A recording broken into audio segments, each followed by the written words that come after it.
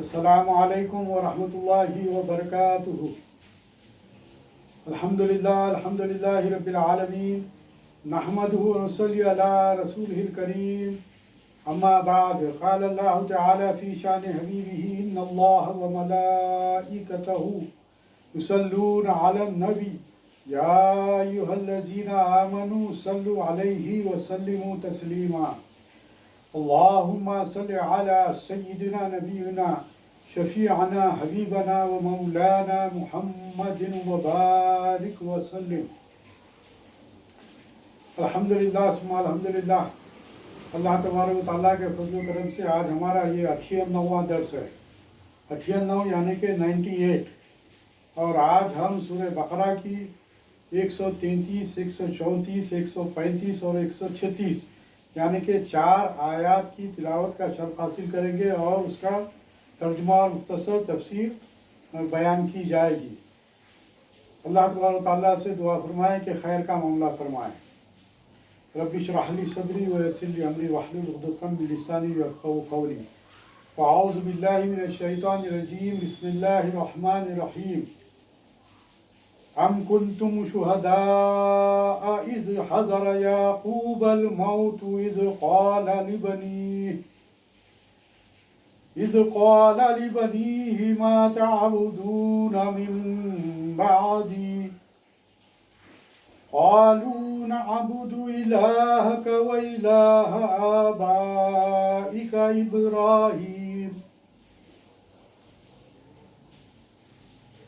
آبائک ابراہیم و اسماعیل و اسحاق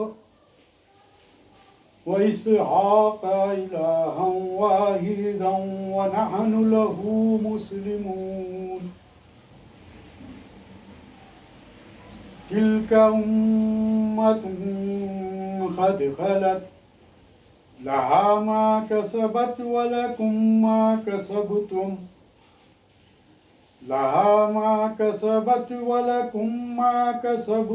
ولا تسألون عما كانوا يعملون۔ آئیے پہلے ہم یہ آیات 133 اور 134 کا ترجمہ اور تفسیر کو بیان کریں گے، پھر انشاءاللہ 135 اور 36 کے اس کے بعد اس کا سلسلہ جاری رکھیں گے۔ ان 2 آیات کا ترجمہ اس طرح ہے، ذرا غور سے سماعت فرمائیے۔ کیا تم موجود تھے جس وقت قریب آئی یعقوب علیہ السلام کے موت، جب کہا اپنے بیٹوں کو، یعنی کہ یعقوب علیہ السلام نے اپنے بیٹوں کو کہا، تم کس کی عبادت کرو گے میرے بعد؟ بولے، ہم بندگی کریں گے آپ کے رب کی اور آپ کے باپ داداؤں کے رب کی، جو کہ ابراہیم علیہ السلام اور اسماعیل علیہ السلام اور اسحاق علیہ السلام ہیں۔ وہی ایک معبود ہے اور ہم سب اسی کے فرما بردار ہیں۔ وہ ایک جماعت تھی جو گزر چکی، ان کے واسطے ہے جو انہوں نے کیا، اور تمہارے واسطے ہے جو تم نے کیا، اور تم سے پوچھ نہیں ہوگی ان کے کاموں کی۔ آئیے اس کا خلاصہ تفسیر کو سمجھ فرمائیے کہ کیا تم لوگ اس وقت موجود تھے جس وقت حضرت یعقوب علیہ السلام کا آخری وقت آیا، اور جس وقت انہوں نے اپنے بیٹوں سے تجدید معاہدہ کے لیے پوچھا کہ تم لوگ میرے بعد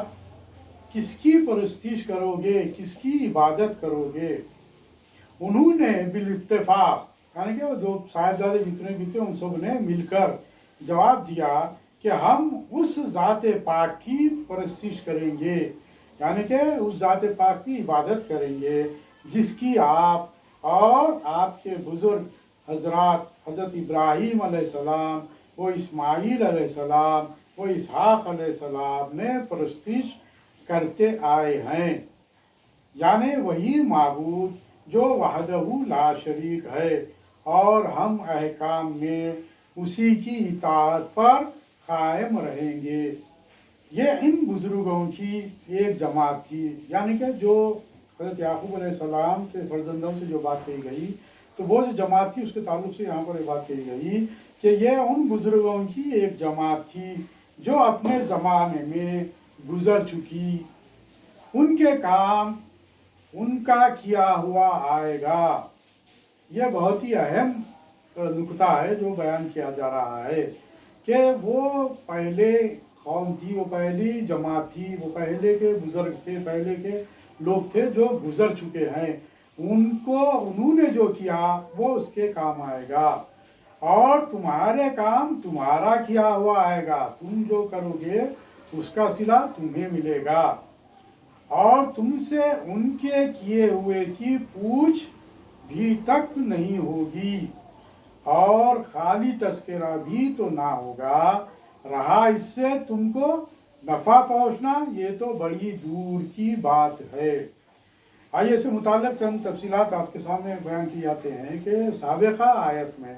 جو گزشتہ ہم جو آیت بیان کرے اس میں ملت ابراہیم اور اسلام کی حقیقت کا بیان تھا۔ اب آیات مذکورہ میں ایک اور اصولی بات قابل نظر ہے کہ ملت ابراہیم کہیے یا اسلام، یہ پوری قوم بلکہ ساری دنیا کے لیے ہدایت نامہ ہے۔ پھر اس میں اولاد ابراہیم و یعقوب علیہ السلام کی کیا خصوصیت ہے جو یہاں پر بیان کی گئی ہے، یعنی کہ قرآن مجید سارے عالم کے لیے قیامت تک آنے والوں کے لیے رہبری کرنے والی کتاب ہے۔ اب یہاں پر حضرت ابراہیم علیہ السلام کا ذکر اور اسماعیل علیہ السلام کا، پھر یعقوب علیہ السلام کا، اسحاق علیہ السلام کا جو ذکر کیا گیا ہے اس کی کیا خصوصیت ہے کہ یہاں پر بیان کیا گیا ہے، ان کو خاص خطاب فرمایا گیا، اور اللہ تعالیٰ کے ان دونوں برگزیدہ پیغمبروں نے اپنی اولاد کو بطور وصیت خاص اس کی ہدایت فرمائی۔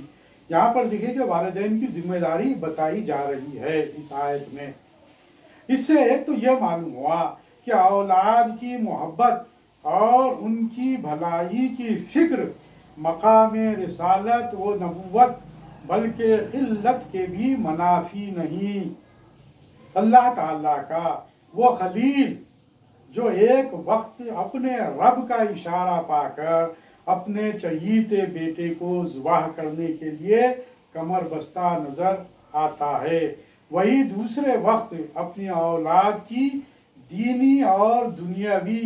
آسائش اور بھلائی کے لیے اپنے رب سے دعائیں بھی کرتا ہے۔ دنیا سے رخصت ہونے کے وقت اپنی اولاد کو وہ چیز دے کر جانا چاہتا ہے جو اس کی نظر میں سب سے بڑی نعمت ہے، یعنی اسلام۔ گزشتہ آیت میں یہ بات بتلائی گئی تھی کہ وَوَصَّىٰ بِهَا إِبْرَاهِيمُ وَبَنِيهِ وَيَعْقُوبُ کا یہی مطلب ہے، اور آیت یعنی کہ جو آیت جو پیش کی گئی ہے اس آیت میں بتایا گیا کہ اِذْ حَضَرَ يَعْقُوبَ الْمَوْتُ اِذْ قَالَ لِبَنِيهِ مَا تَعْبُدُونَ مِن بَعْدِي کا یہی حاصل ہے۔ فرق اتنا ہے کہ عام انسانوں کی نظروں میں نعمت و دولت دنیا کی فانی اور ذلیل چیزیں ہوتی ہیں۔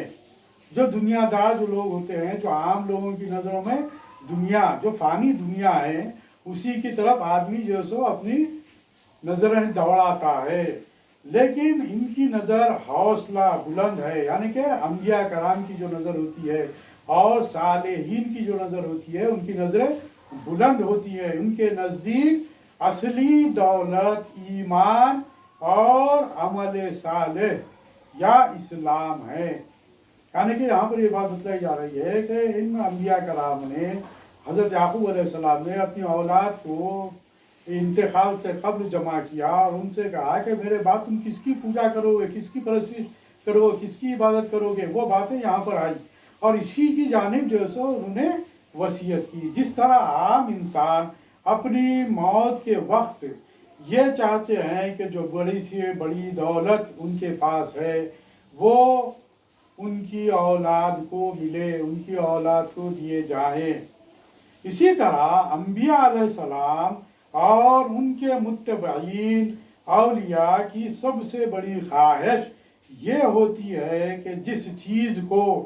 وہ اصلی اور دائمی یعنی کہ ہمیشہ ہمیشہ رہنے والی لازوال دولت سمجھتے ہیں وہ ان کی اولاد کو پوری پوری مل جائے. اس کے لیے دعائیں کرتے ہیں اور کوششیں بھی. آخر وقت میں وصیت اسی کی کرتے ہیں جیسا کہ آیات مذکورہ سے واضح ہے, جیسا کہ ان آیات میں بیان کیا گیا ہے. انبیاء علیہ السلام کے اس طرز خاص میں عام انسانوں کے لیے بھی یہ ہدایت ہے کہ وہ اپنی اولاد کی جس طرح ان کی دنیاوی پرورش اور ان کے دنیاوی آرام و راحت کا انتظام کرتے ہیں اسی طرح بلکہ اس سے زیادہ ان پر لازم ہے کہ اولاد کی نظری, عملی اور اخلاقی تربیت کریں, برے راستوں سے اور برے اعمال سے, برے اخلاق سے ان کو بچانے میں صحیح کریں, کوشش کریں اور ان کو اس بات کو پہنچائیں, انہیں بتلائیں, انہیں سمجھائیں کہ اولاد کی صحیح حقیقی معنوں میں اگر دیکھا جائے تو ماں باپ کے لیے اولاد کی سچی محبت اور اصلی خیر خواہی یہی ہے. یہ کوئی عقل کی بات نہیں کہ ایک انسان اپنے بچے کو دھوپ کی گرمی سے بچانے کے لیے تو ساری توانائی خرچ کرے اور دائمی آگ سے اور عذاب سے بچانے کے لیے کوئی دھیان نہ کرے. انبیاء علیہ السلام کے اس طرز عمل سے ایک اصولی بات یہ بھی معلوم ہوئی کہ والدین کا فرض اور اولاد کا حق ہے کہ سب سے پہلے ان کی صلاح و فلاح کی فکر کرے, ان کے بعد دوسروں کی طرف توجہ کی جائے. یعنی کہ یہاں پر یہ بات بتلائی جا رہی ہے کہ ماں باپ ذمہ دار ہیں اپنی آل و اولاد کی تعلیم و تربیت کے ذمہ دار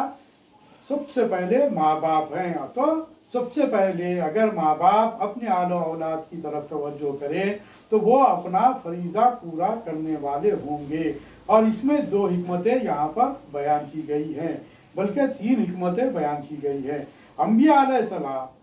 ایک تو یہ کہ طبعی اور جسمی تعلق کی بنا پر وہ نصیحت کا اثر زیادہ جلد اور آسانی سے قبول کر سکیں گے. یعنی کہ اگر ماں باپ نیک ہیں اور نیکی کی باتیں اگر اپنی آل اولاد کے سامنے رکھیں گے تو وہ لوگ چونکہ ساتھ زندگی گزارتے ہیں تو وہ لوگ اس بات کو فوری طور پر قبول کر لیں گے, کیونکہ ان کا رشتہ مضبوط ہوتا ہے, ان کا تعلق گھرا ہوا رہتا ہے. اور پھر وہ ان کی تحریک اور اصلاحی کوشش میں ان کے دست و بازو بن کر اشاعت حق میں ان کے معین ہوں گے. یعنی کہ اگر آپ اپنی آل و اولاد کی صحیح تعلیم و تربیت دینی نقطہ نظر سے کریں گے تو وہ آپ کے فرما بردار رہیں گے, اور ان کے فرما بردار رہنے سے آپ جو دین کا کام کرنے کے لیے آگے بڑھیں گے تو اس میں بھی وہ لوگ آپ کے معاون رہیں گے, وہ آپ کا ساتھ دیں گے. دوسرے یہ بات بتلائی گئی کہ اشاعت حق کا اس سے زیادہ سہل اور مفید راستہ کوئی نہیں کہ ہر گھر کا ذمہ دار آدمی اپنے اہل و عیال کو حق بات سکھانے اور اس پر عمل کرانے کی سعی میں دل و جان سے لگ جائے کہ اس طرح تبلیغ و تعلیم اور اصلاح و تربیت کا دائرہ عمل سمٹ کر صرف گھروں کے ذمہ داروں تک آ جاتا ہے.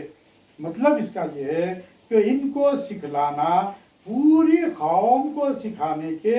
ہم معنی ہو جاتا ہے۔ قرآن کریم نے اسی تنظیم اصولی کے پیش نظر ارشاد فرمایا۔ یہاں پر یہ بات بتلائی جا رہی ہے کہ اگر ہر گھر کا، ہر مسلمان گھر کا جو ذمہ دار ہے، جو ماں باپ ہے، وہ اپنے گھر کی حد تک بھی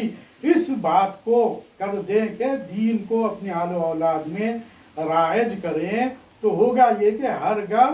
دینی ہو جائے گا۔ تو اس کا مطلب یہ ہوگا کہ تمام گھر جب دینی ہو جائیں گے تو خود بخود معاشرہ صالح بن جائے گا۔ اور اس کی ذمہ داری ماں باپ پر ہونے کی یہاں پر آیت میں بڑی ذمہ داری اللہ تعالیٰ نے بتلائی ہے، اور اس کی ذمہ داری والدین کے سپرد کی ہے۔ اور یہ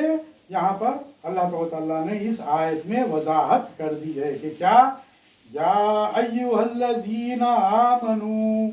قوا انفسکم واہلیکم نارا، اے ایمان والو اپنے آپ کو اور اپنے اہل و عیال کو دوزخ کی آگ سے بچاؤ، دوزخ کی آگ سے بچاؤ۔ اب یہاں پر آپ دیکھ لیجئے کہ یہ بات وضاحت کے ساتھ ہمارے سامنے آ جاتی ہے کہ اللہ تبارک و تعالیٰ ایمان والوں سے مخاطب ہے، کوئی کافر سے مخاطب نہیں ہے، کوئی مشرک سے مخاطب نہیں ہے، کوئی ملحد سے مخاطب نہیں ہے، کوئی یہود و نصارہ سے مخاطب نہیں ہے، بلکہ یہ ہمارے لیے تنبیہ ہے کہ یہ ہم جیسے ایمان والوں سے مخاطب ہو کر کہہ رہا ہے کہ اے ایمان والو اپنے آپ کو اور اپنے اہل و عیال کو دوزخ کی آگ سے بچاؤ۔ اس سے یہی بات سامنے آتی ہے کہ اسلام پر عمل پیرا خود بھی ہو جاؤ اور اپنے آل و اولاد کو بھی اس کی پیروی کرنے کے لیے ان کی تعلیم و تربیت کرو۔ اسی بات کو رسول اللہ صلی اللہ علیہ وسلم نے یہاں پر جو بات بتلائی، آگے جو ارشاد آیا کہ اس کے تعلق سے اللہ تعالیٰ نے جو حکم دیا قرآن مجید میں، وہ یہ کہ ہم ذمہ دار ہیں پہلے اپنے افراد خاندان کے، اپنے گھر والوں کے، اپنے افراد خاندان کے، اسی طریقے سے پھر محلے والوں کے، اس طریقے سے یہ بات بڑھتے چلے جائے گی۔ لیکن سب سے پہلے ہم ذمہ دار ہیں اپنے گھر والوں کے، اس کے بعد ذمہ داری آتی ہے اپنے خاندان والوں کی، اپنے رشتہ داروں کی، عزیز و اقارب کی، اور پھر سارے محلے والوں کی، پھر سارے امت کے لیے ہم دین کا تبلیغ کرنے والے، دین کو پہنچانے والے بنے، حق کا اعلان کرنے والے بنے۔ اس کے تعلق سے یہاں پر ارشاد فرمایا جا رہا ہے کہ رسول اللہ صلی اللہ علیہ وسلم جو ساری دنیا کے لیے قیامت تک آنے والے لوگوں کے لیے رسول بنا کر مبعوث کیے گئے ہیں، جو رحمت للعالمین صلی اللہ علیہ وسلم ہیں، ان کے لیے یہ بات سامنے آتی ہے کہ جن کی ہدایت قیامت تک آنے والی نسلوں کے لیے عام ہے، آپ صلی اللہ علیہ وسلم کو بھی سب سے پہلے قرآن مجید میں جب آپ کے سر مبارک کا نبوت کا تاج رکھا گیا تھا اور پھر تبلیغ کرنے کا حکم دیا گیا تھا، تو اس وقت بھی یہی بات کہی گئی تھی جو قرآن مجید میں اللہ تعالیٰ نے ارشاد فرمایا۔ وہ کیا ہے؟ وہ یہ ہے کہ بسم اللہ الرحمن الرحیم، انذر عشیرتک الاقربین، اپنے قریبی رشتہ داروں کو اللہ کے عذاب سے ڈرائیے۔ وَأْمُرْ أَهْلَكَ بِالصَّلَاةِ وَاصْطَبِرْ عَلَيْهَا۔ اب یہاں پر دیکھیے کہ عملی بات یہاں پر پیش کی جا رہی ہے کہ پہلے تو یہ بات بتلائی گئی کہ پہلے اپنے عزیز و اقارب کو اس بات کی تعلیم دے، اس بات سے ڈرائیں کہ اگر آپ دین پر قائم نہیں ہوتے ہیں، دین اسلام اگر قبول نہیں کرتے ہیں، تو پھر جو آگے نتائج آنے والے ہیں ان سے ڈرائیے۔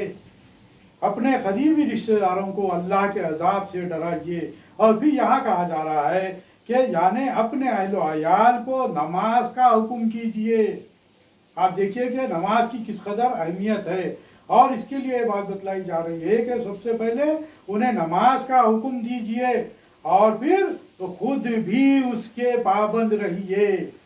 خود بھی اس کے پابند رہیے۔ یعنی کہ ماں باپ اگر نماز کے پابند رہیں گے تو ہوگا یہ کہ بچے دیکھ کر وہ بھی نماز کے پابند ہو جائیں گے۔ اسی لیے حکم دیا گیا ہے کہ فرض نمازیں مساجد میں ادا کریں اور نوافل اور سنتیں گھر میں ادا کریں، تاکہ تمہاری بیوی اور بچے تمہیں دیکھ کر اس سے सबक हासिल करे और उससे दर्स ले और वो भी नमाज के आदी हो जाएं।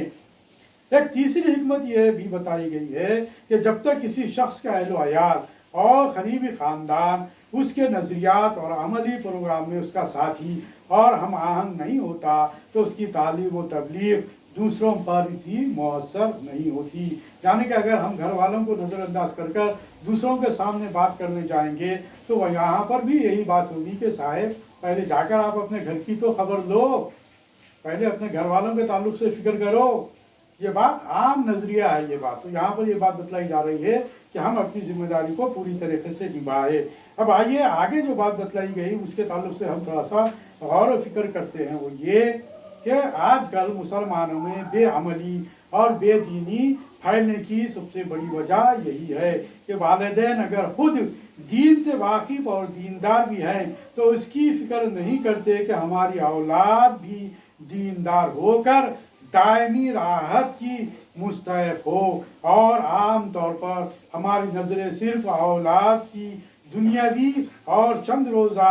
राहत पर ही रहती है। यानी कि अगर माँ बाप की नज़र दुनियावी हालात तक ही रहेगी, उनके सामने दुनिया ही रहेगी, तो फिर मामला ये होगा कि वो भी अपनी औलाद में उसी बात को देखना चाहते हैं कि जैसा कि आजकल का रिवाज बन चुका है कि दुनियावी तालीम तो हम देना चाहते हैं, उसे आला से आला तालीम देना चाहते हैं, लेकिन दीनी तालीम की तरफ हम उसे तवज्जो नहीं करते, जिसकी वजह से यहाँ पर ये बात आ रही है कि तुमको फिर होगा ये कि उसकी सजा हो बच्चों को जैसो वो दीनदार नहीं बनेंगे तो उसका उन्हें खुमियाजा भुगतना पड़ेगा। और आगे यहाँ पर ये बात बतलाई जा रही है जो बहुत ही अहम है, वो ये कि तिल का उम्मतुन कद खलत लहा मा कसबत वलकुम मा कसबतुम वला तुसअलूना अम्मा कानू यामलून। वो एक जमात थी जो गुजर चुकी, उनके वास्ते है जो उन्होंने किया और तुम्हारे वास्ते है जो तुमने किया और जो तुमसे पूछ नहीं उनके कामों की। यहाँ पर ये बात बता दी गई है कि जो आमाल तुम करोगे उसका सिला तुम्हें मिलेगा। लामा कसबत इस आयत से मालूम हुआ कि बाप दादा के नेक आमाल औलाद के लिए काफ़ी नहीं होंगे जब तक वो खुद अपने आमाल को दुरुस्त ना करें।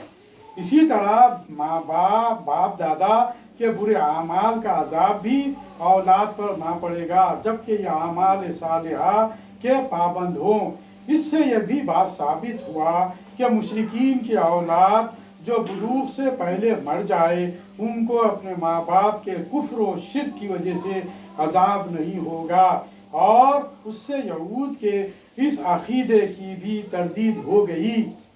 कि हम जो चाहे अमल करें करते रहें, हमारी मग़फ़िरत तो हमारे आबा व अजदाद के आमाल से हो जाएगी। जो यहूद व नसारा का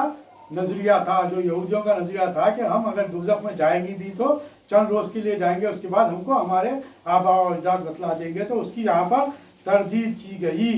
इसी तरह आजकल भी हमको ये गौर फिक्र करना चाहिए कि आजकल भी हम ये देख रहे हैं कि बसा औक़ात ये चीज़ नज़र आती है कि आजकल जो बुज़ुर्ग घरानों से ताल्लुक़ रखने वाले लोग हैं वो भी यही ख्याल करते हैं कि हम तो फ़लाँ बुज़ुर्ग सिलसिले से हमारा ताल्लुक़ है, वो हमारी मग़फ़िरत हो जाएगी। तो यहाँ पर ये बात बतलाई जा रही है कि इस गलत फहमी में ना रहें, किसी के आमाल से किसी पर उसके असरात नहीं पड़ेंगे, जिसकी कमाई उसको हासिल होगी, जो कमाई करेगा जिसके आमाल उसके साथ। यहाँ पर वो बयान किया गया। कुरान करीम ने इस मज़मून को बार बार मुख्तलिफ उन्वानात से बयान फरमाया है। गौर से समाअत फरमाइए, वला तक्सिबु कुल्लु नफ्सिन इल्ला अलैहा।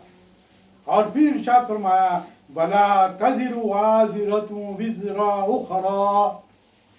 वगैरह। और रसूलुल्लाह सल्लल्लाहु अलैहि वसल्लम ने फरमाया, ऐ बनी हाशम,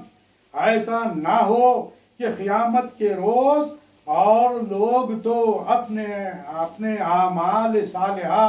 लेकर आए और तुम आमाल सालिहा से गफलत बरतो और सिर्फ मेरे नसब का भरोसा लेकर आओ, और मैं उस रोज़ तुमसे ये कहूँ कि मैं तुम्हें अल्लाह के अजाब से नहीं बचा सकता। किस कदर अहम हदीस शरीफ है। اس پر ہم کو غور و فکر کرنے کی ضرورت ہے۔ اور یہاں پر یہ بات بتلا دی گئی کہ ہر ایک نفس جو عمل کرتا ہے اس کی ذمہ داری اس پر ہے، کسی کا بوجھ قیامت کے روز کوئی دوسرا نہیں اٹھائے گا۔ اور بھی حدیث شریف میں آتا ہے کہ یعنی جس شخص کو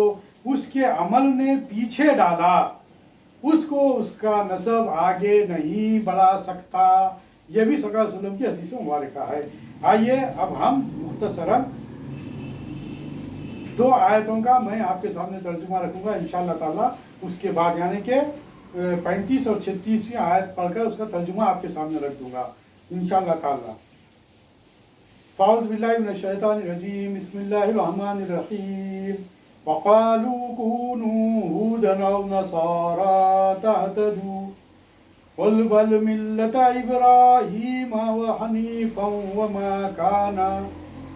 وما كان من المشركين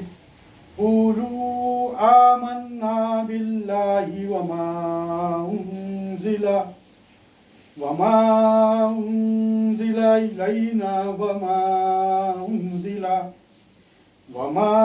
أنزل إلى إبراهيم وإسماعيل وإسحاق ويعقوب والأسباط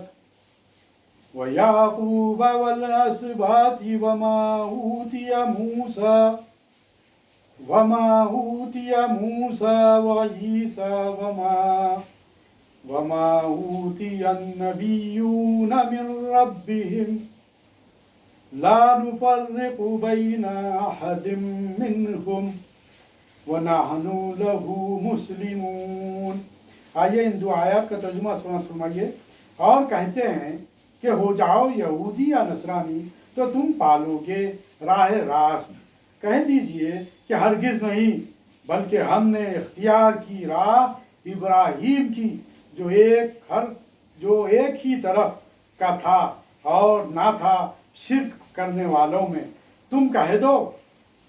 کہ ہم ایمان لائے اللہ پر اور جو اترا ہم پر اور جو اترا ابراہیم پر اور اسماعیل پر اور اسحاق پر اور یعقوب پر اور اس کی اولاد پر، اور جو ملا موسیٰ کو اور عیسیٰ کو اور جو ملا دوسرے پیغمبروں کو ان کے رب کی طرف سے۔ ہم فرق نہیں کرتے ان سب میں سے ایک میں بھی، اور ہم اسی پروردگار کے فرما بردار ہیں۔ انشاءاللہ تعالیٰ ان 2 آیات کی تفسیر آئندہ بیان کی جائے گی۔ اللہ تعالیٰ سے دعا ہے کہ جو کچھ ہم کہہ رہے ہیں سن رہے ہیں اس پر عمل کرنے کی توفیق عطا فرمائے۔ ربنا آتنا فی الدنیا حسنۃ وفی الآخرۃ حسنۃ وقنا عذاب النار۔ ربنا لا تزغ قلوبنا بعد إذ هديتنا وهب من لدنك رحمة۔ ربنا لا تزغ قلوبنا بعد إذ هديتنا وهب لنا من لدنك رحمة إنك أنت الوهاب۔ ربنا آتنا في الدنيا حسنة وفي الآخرة حسنة وقنا عذاب النار۔ سبحانك اللهم وبحمدك أشهد أن لا إله إلا أنت نستغفرك ونتوب إليك بفضل سبحان ربك رب العزة عما يصفون وسلام على المرسلين والحمد لله رب العالمين۔